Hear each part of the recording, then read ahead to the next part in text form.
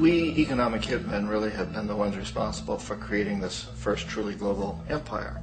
And we work many different ways.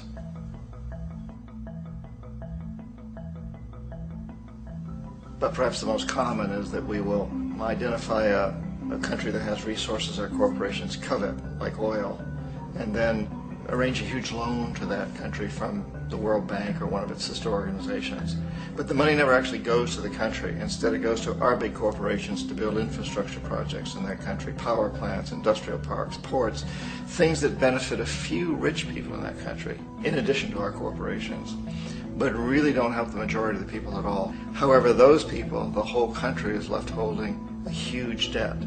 It's such a big debt they can't repay it, and that's part of the plan, that they can't repay it. And so at some point, we economic hitmen go back to them and say, listen, you owe us a lot of money, can't pay your debt, so sell your oil real cheap to our oil companies. Allow us to build a military base in your country, or send troops in support of ours to someplace in the world like Iraq, or vote with us on the next UN vote.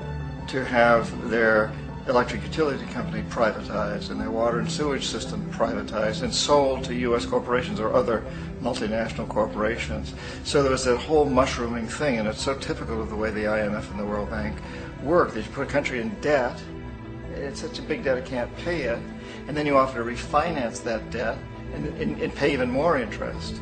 And you demand this quid pro quo, which you call a conditionality or good governance, which means basically that they've got to sell off their resources, including many of their social services, their utility companies, their school systems sometimes, their penal systems, their insurance systems, to foreign corporations.